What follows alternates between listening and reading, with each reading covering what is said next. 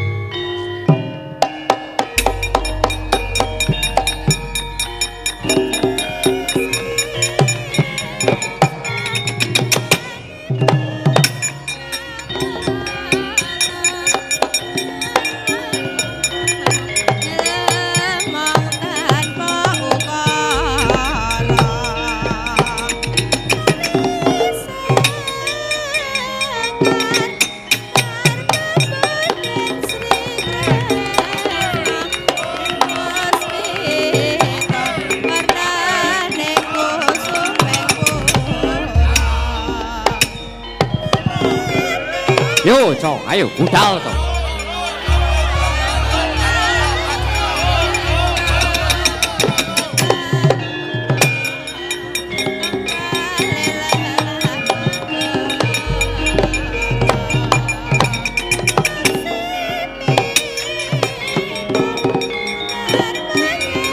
Yo.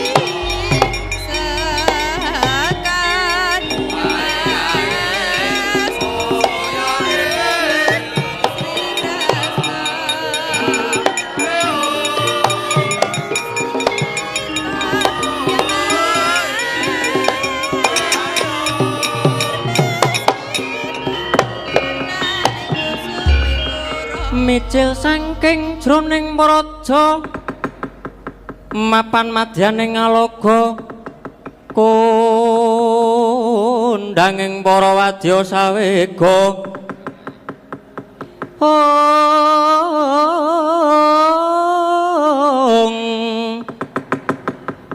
puk sur tambur miang suling pepandhen taludak mewa bandera kakandha mawarna-warna pindha Jaladryana Sri Kawuryan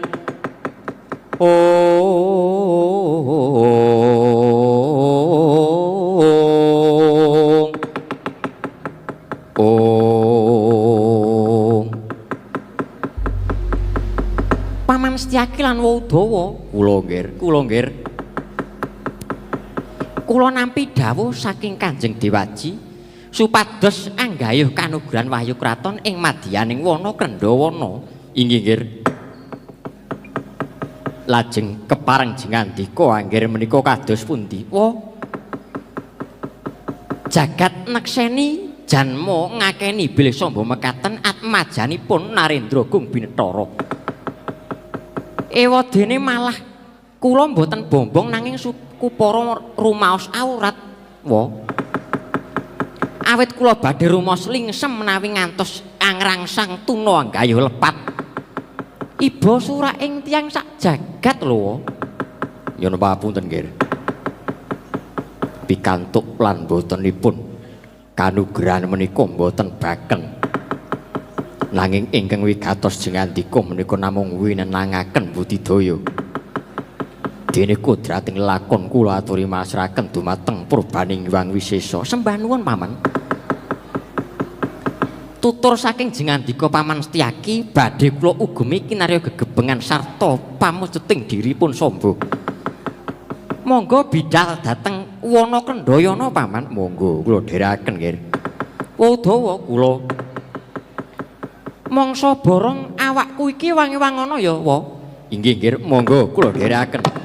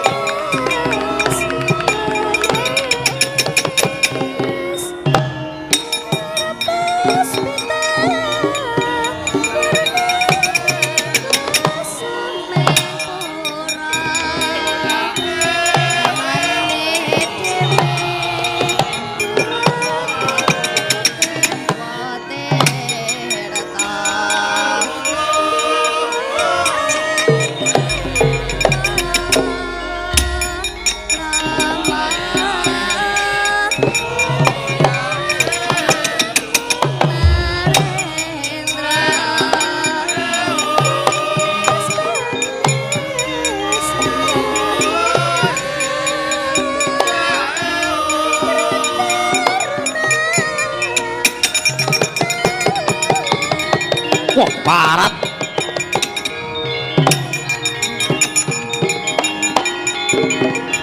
anak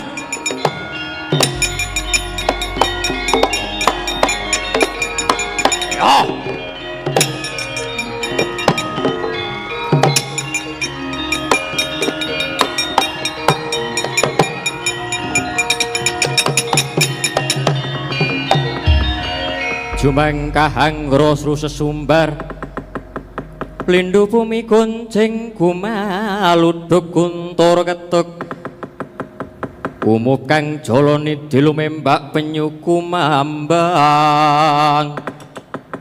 Oh, waladalah. Ora pangling Setyaki. Yo dasar para nyata Kartamarma.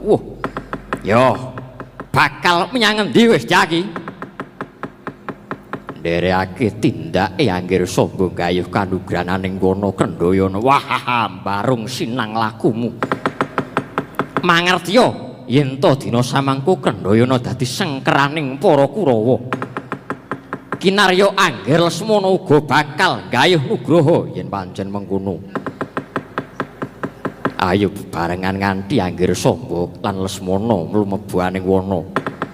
Ngiras pantes nodi ketrimaning urip. Wah, parat.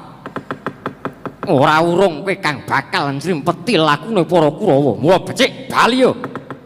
Janji ora gelem bali kelakon ndak ruda paripeksa. Wiladalah waton Sulaya Boyahi. Mundur Kartamarma tiba tak gletho rondo bojomu sak lawase urip. Wah, mati dening aku wis Setyaki.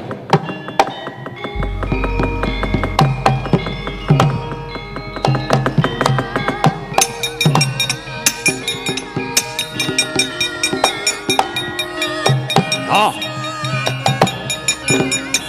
Ah. Wah.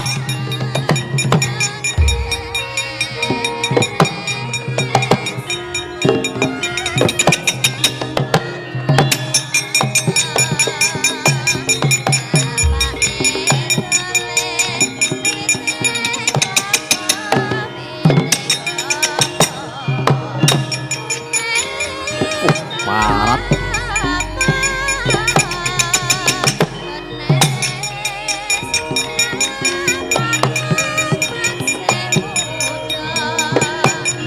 Yo.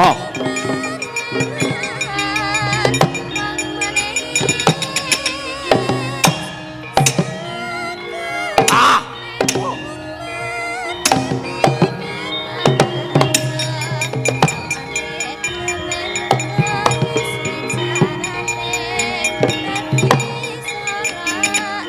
Mati wis Setyaki.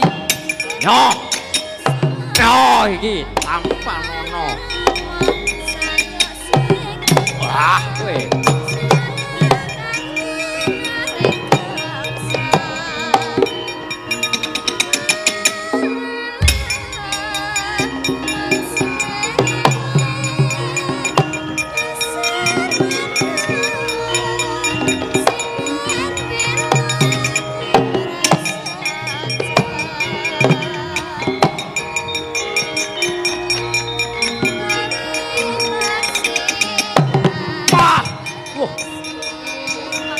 Mati.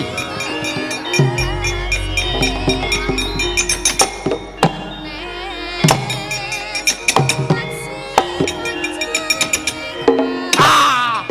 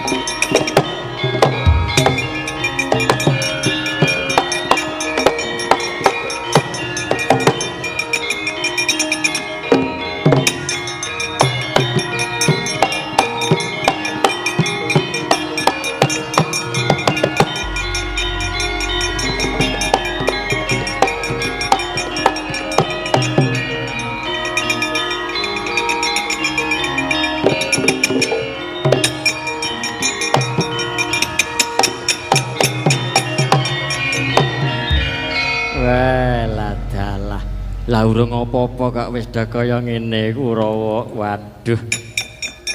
Waduh. Mati kula man. Kartamarma mundur nggih. Mungsuhmu sapa? Setyaki. Sapa? Setyaki man. Wah lah. Aku ana Setyaki barang nderekke tindake. Ponane Samba, Man. Samba ya arep nggayuh wahyu nggih bakal nggayuh wahyu wonten mapan alas Kendayana. Wah, ladalah ketiwasan iki. Ya. Mundur kana. Neng kene iki kon walah kok malah kebeta ngger para Kurawa mirang-mirangake.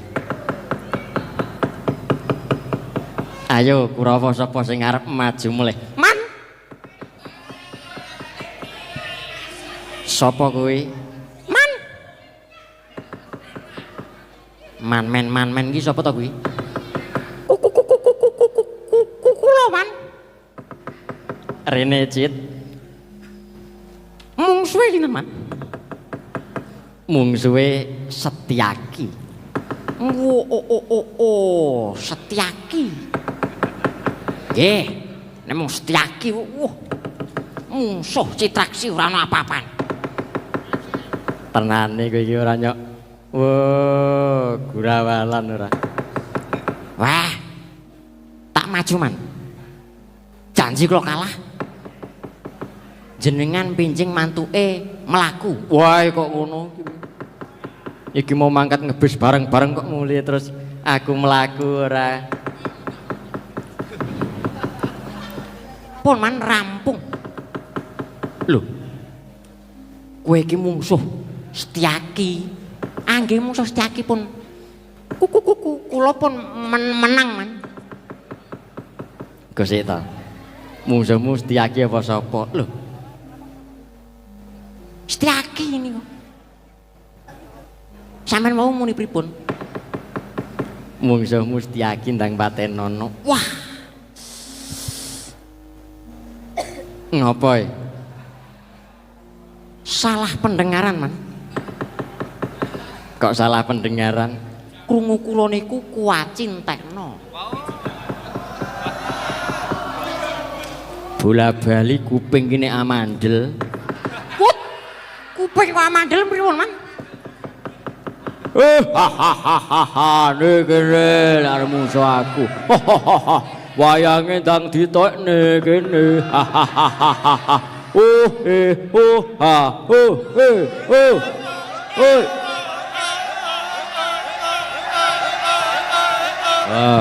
Gayeng to, Man. Ora usah nganggo gamelan mendo leren. Le, Setyaki kene le.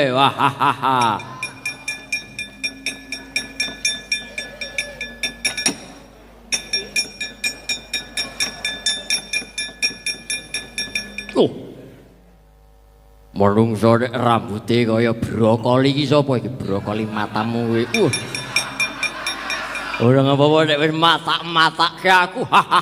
Ya, iki Pangeran Pati padake lho. Wayange anyar aku. Wah. Gilap kowe. Iso tak nggo ngaca. Iki dikon nganyari. Slometan ora. Kene musuhmu aku, Jandon, rasaku gamelan. Yo, akapela. Oh, akapela. Ayo. Truk tak tak ngono ya. Yo. Truk tak tak tuk tuk. Yo, Yo. Truk tak tak. Oi.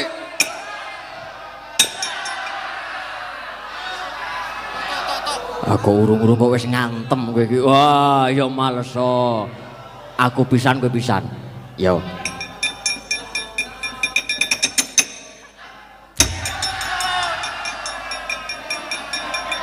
Wah, pisan wae. Lho iki pisan iki mau. Yo genti kowe pisan. Yo, kene. Wah, nemeng. Oi. Loro ora krasa malah kowe dipijeti. Wah. Yo. Wah, kene nyo kene. Wah, jan sip temenanan Udawa. Lho aku ki nang kene. Waduh. Sajake wis mumet iki. Wis rasah kakean wicara gek kene.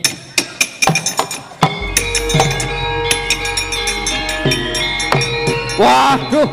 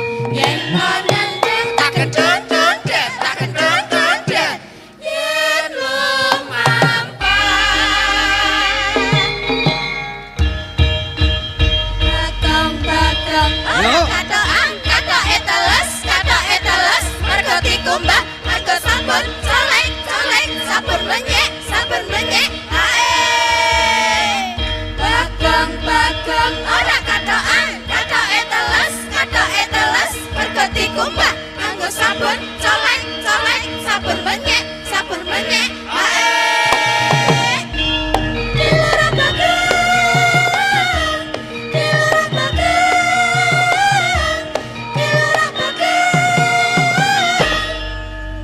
wes ngono tok to gayang temenanang Jan atruk ya pek. oh sekarang yo nek aku metu ora nganggo rap ngene iki ora gelem metu aku bring bongkotan diketok tinggo celengan anyar dicolong maling nginjen manten anyar dientup kala jengking ker syukur wong lanang kok becicilan gawa banyu kok bejajaran rupane ayu titel eceran rupa-rupa ayu njaluk duit 20.000 nek bak aduh lali ta aku wonge apa anane nek bab duit aku ra duwe dhek kelep pikire ngrangkul aku sak kencenge dekne tak kipatke tiba klumah ketok kathoke bareng ketok kathoke kathokku mlotrok ketok batrene wis ngono kowe pokoke wis rasa-rasa diteruske Gong ya wis aku wis puas kok ya aku menyingkat waktu aku kan to the point wonge ya iki saiki iki acarane apa genah wayangan lho nah gue tekon acara ini kena wayangan ora maksudnya rinci aku rasa menjelaskan secara rinci aku wis omong nah aku wong to the point iki pokoknya awake dhewe iki mengisi acara HWD iki apa hari wayang dunia lho kepiye to wah yos bunga ya Gong ya bunga ngatile kono Pak Bis mau turu nggone enggo-enggoan glundung yang asem tenan kok mbak wis penting wis apa jenenge info sudah diterima ki arep nembang-nembang apa ora usah buang-buang waktu Gong aku ora seneng aku kuwi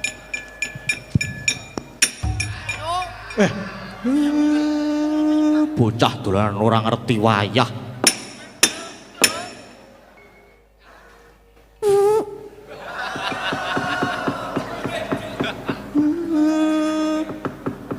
orang ngerti wayah wis dolanan iki apa kok aku metu ora nganggo rap pengen to kowe Pak iya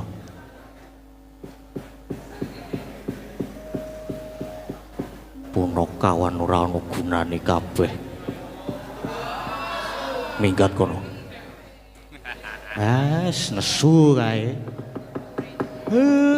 genah nesu tole ayo gek do ditutke ndaramu Abimanyu kae apa tunjung bang trate ayo le ayo monggo Pak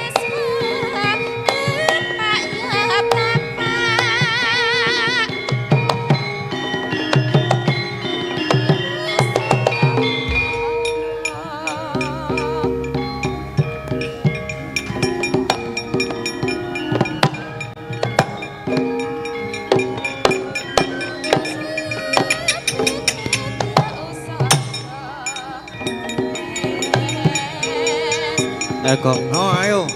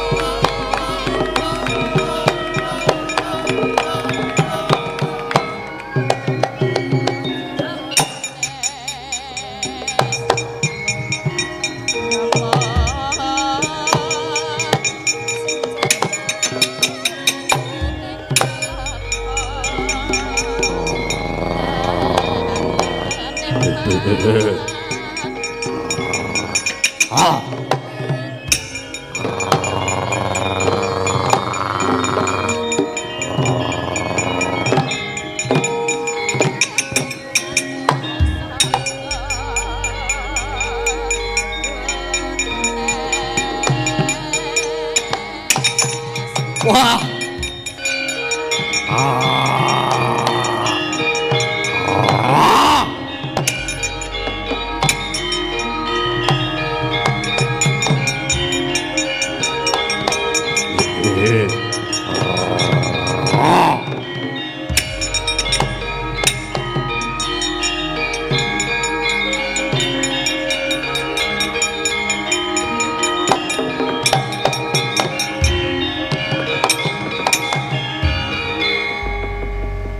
Angler bawaning kang sinong mati gawe gelar nararya mbek susutira pamok sang mangrempak Suranggangkara kita mangsa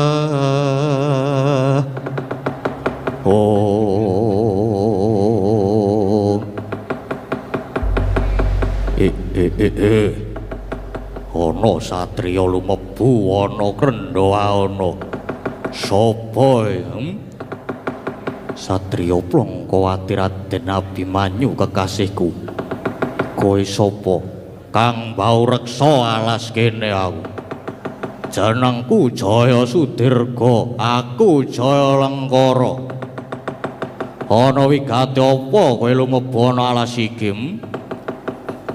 nedya nggayuh nugrahaning Gusti luwih becik kowe baliya alas iki dadi panguwasaku oleh mbacut ora oleh bakal tak ruda paripeksa wah lakon tak gulung rimah-rimahe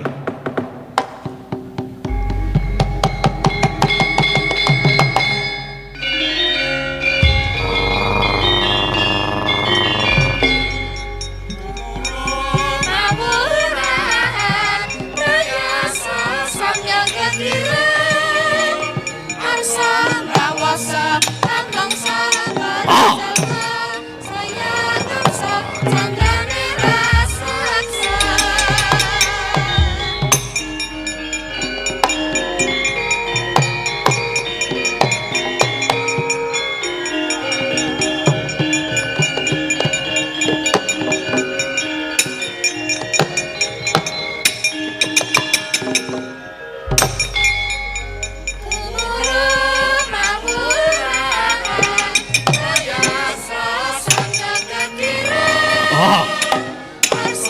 Bawasa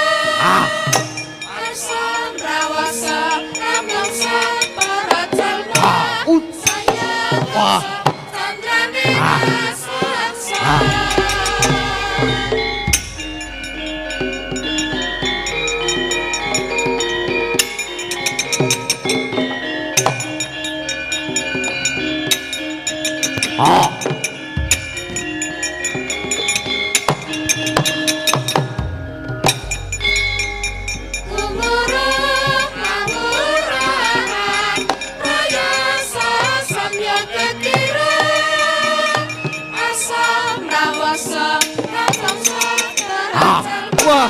Sayang angsa janggane raseksa. Wah. Oh.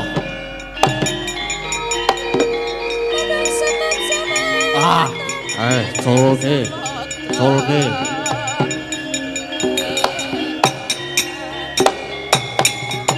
Oh. Ah. Ah. Ah. Wah.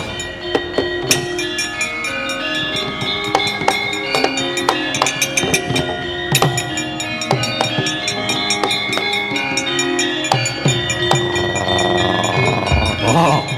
Wah.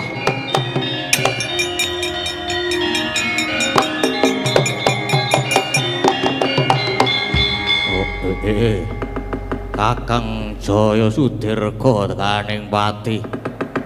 Wah, nanging ora dadi apa. Merga aku lan Kakang Jaya Sudirga bebasan raga loro nyawa siji. Wah, ya Kang tak lompati uripa meneh, Kang.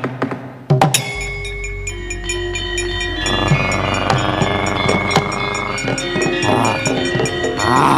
Wah. Wah.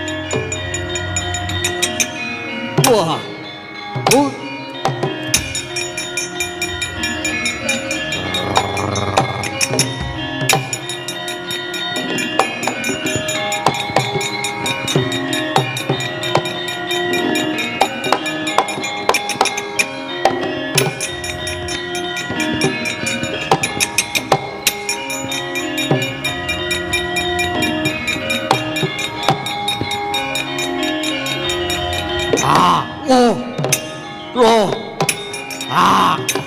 Wah. Oh.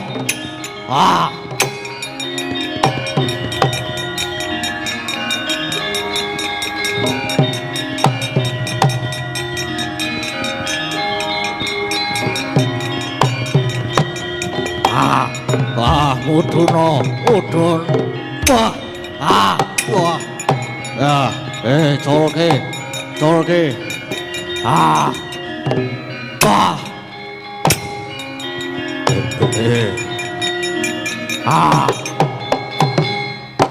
Waduh.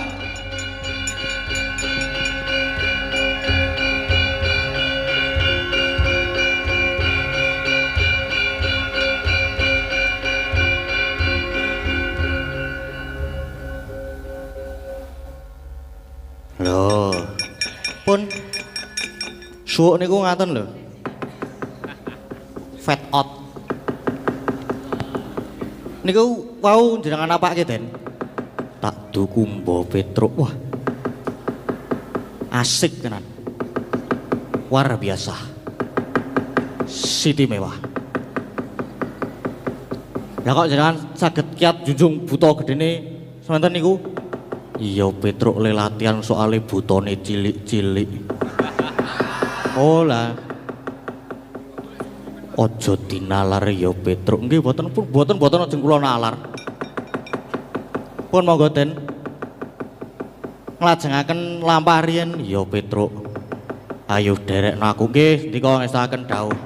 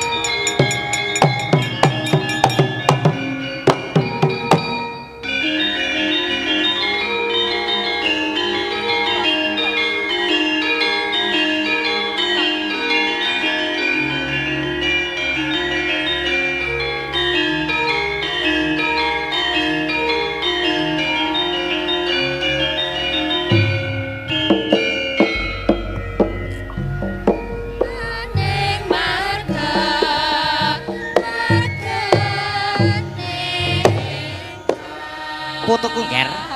Wes mana? Kula wonten dawuh Eyang.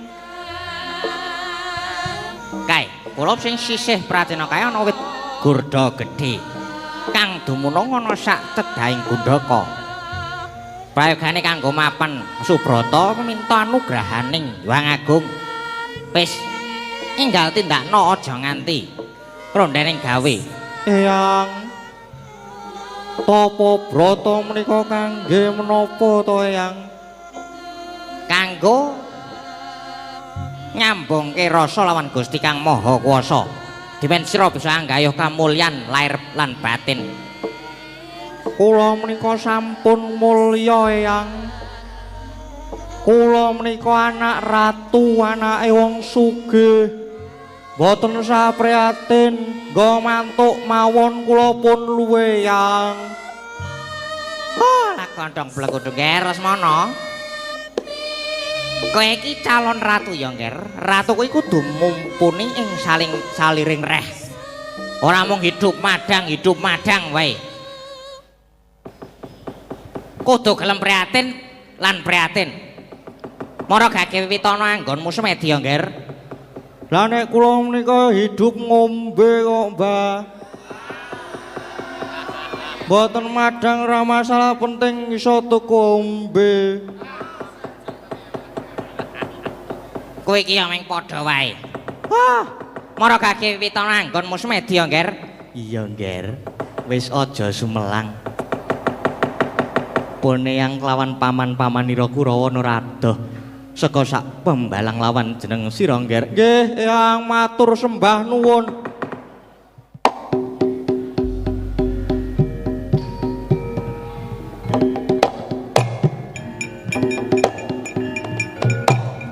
Wis gek mapano.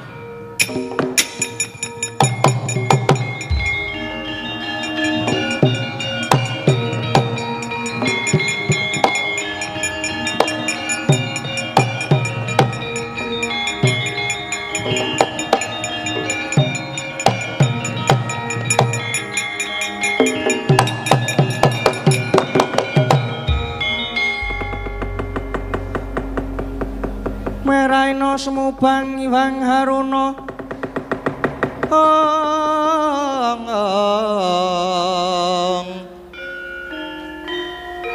Kadinetrane nganggo rapuh, sabdaning kukila ringkani kara sageter.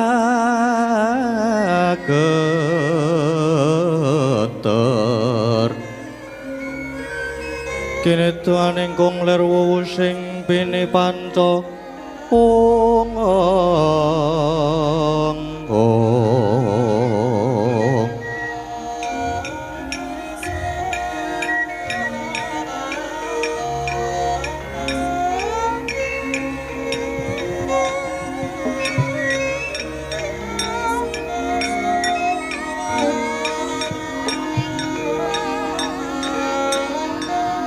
Yen ora kliru pamawasku, iki putra Ngastina Raden Lesmana ing atase Sumedi kok ora bisa wening rasane. Ya coba tak dederi bocah iki.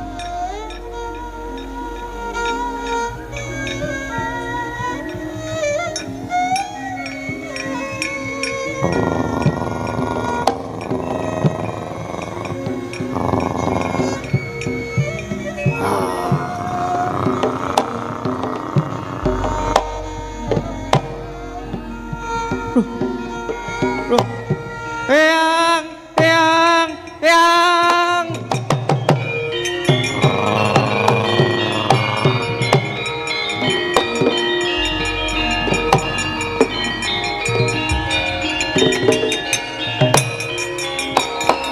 Ya ampun, Eyang. Ya ampun.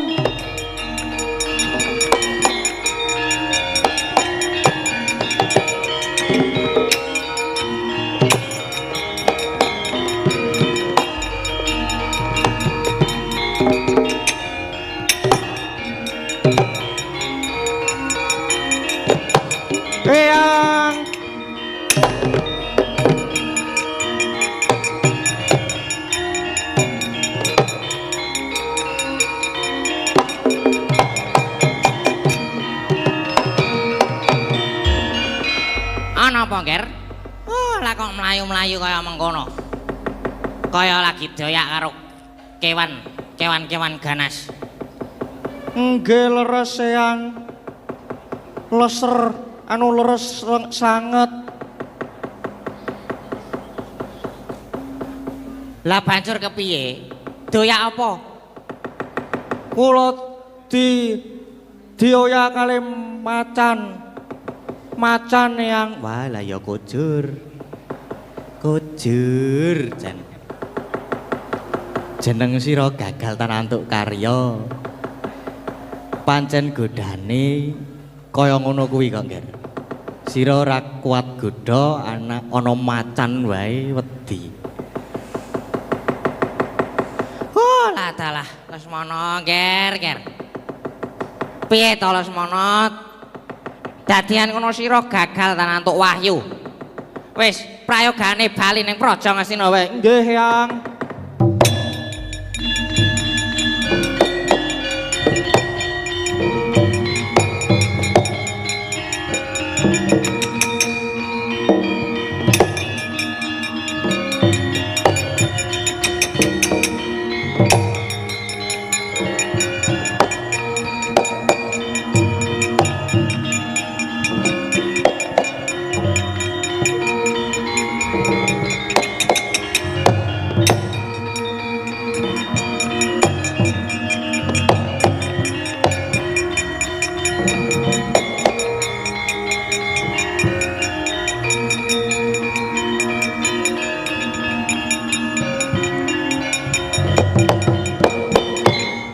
Raden Samba putra Ratu Ndwarawati yen Prabu Kresna kae ratu pengpengan apa anake lanang uga mulat kaya wong atuwane ya tak cobane Raden Samba.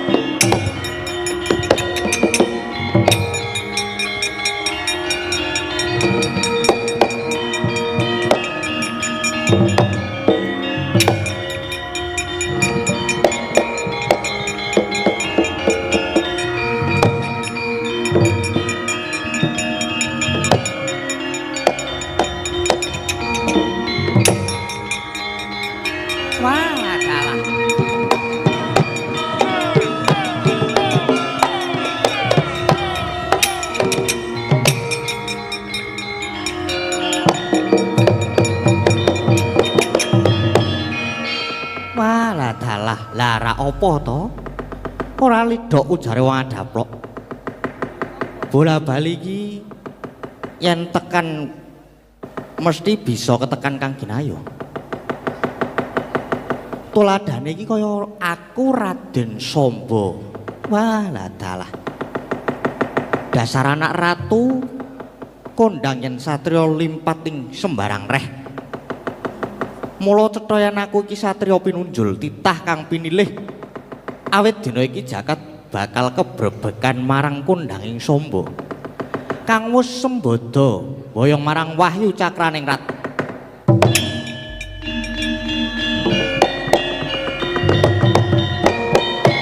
Wauta. Bathara Wulandharma pengawaking wahyu cakraning rat ingkang manunggaling Raden Samba. Duwi mulat sang bagus datan kiat meperho nafsu. Mila wahyu oncat saking hanggane Raden Samba mangkono temah nglumpruk Raden Samba kaya linolosan otot bebayune. Loh. Wah.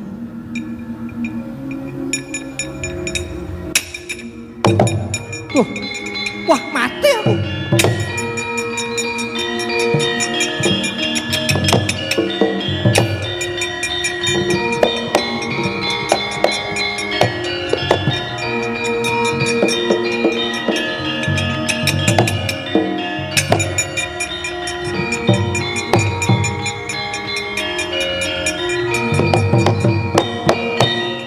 ora pangling putra panengah Pandhawa Raden Abimanyu.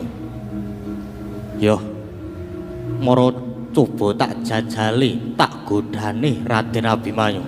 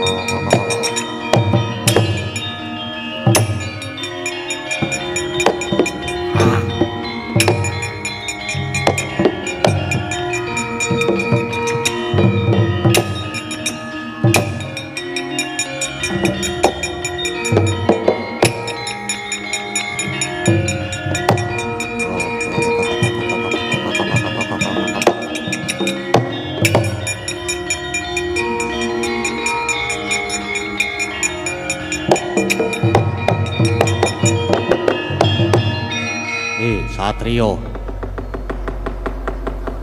kaya gini kowe ora gelem raoso karo aku. Mengkoton dhisik Kisana. Ngalahke wong liya kuwi luwih gampang tinimbang ngalahke nepsune dhewe. Sediane mung bakal nggayuh wahyu kamulan ora nedya gawe pepati. Apa yen wis oleh wahyu kowe bakal golek kondang. Wah, lah dalah cetha kowe kepengin sugih lan kepengin mulya. Kathi sugih bondo kowe bisa tumindak sak karepmu dhewe. Benerke kang luput, ngluputke kang bener. Nginger marang jejeke ngadil, luput pandakwamu. Ciptaning Abimanyu mung mligi mulyake marang kawula. Abimanyu ora bakal nutup mripat buntu talingan weruh kawula kajiret dening kasangsaran. Luwih becik Abimanyu lebur tumpur lamun tan bisa ngangkat kamulyaning bebrayan agung. Wah, iki sing tak goleki.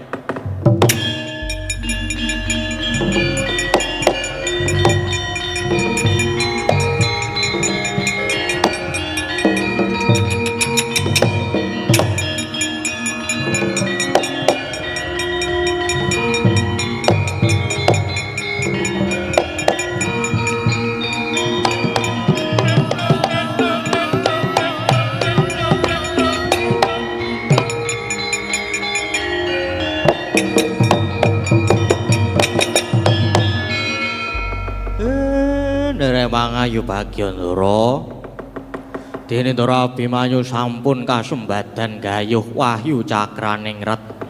Iya Siwa Semar. Pun monggo. Mboten sasuwen teng mriki, nggo wangsul teng negari Ngamarta. Iya Siwa Semar ayu.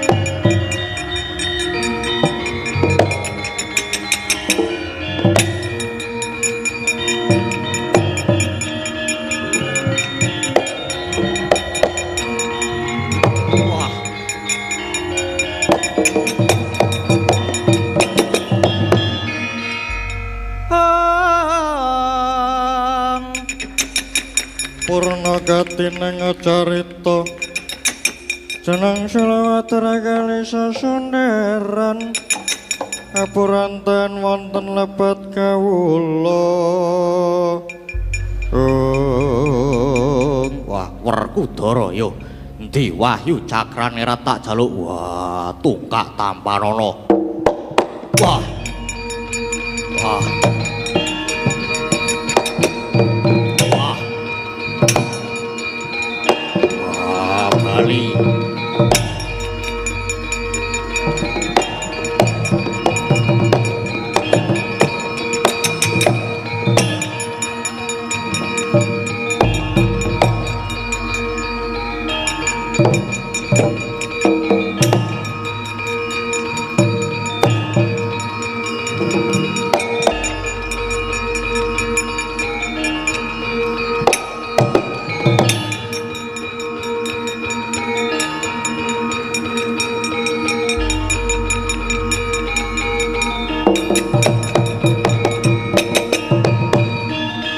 Biar cikul Petruk. Ayo kepiye? Jaluk Wahyu Cakrane lat wong jaluk dikwampleng.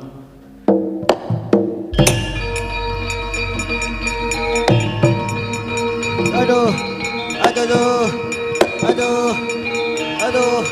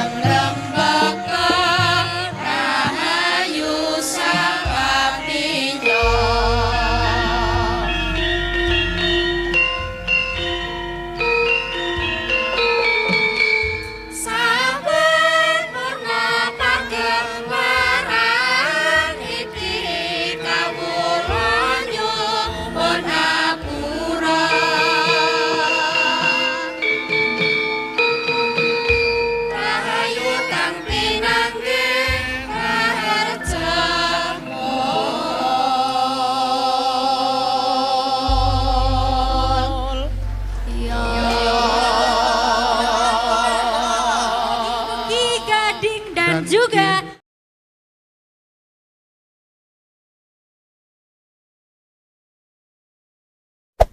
Hey there.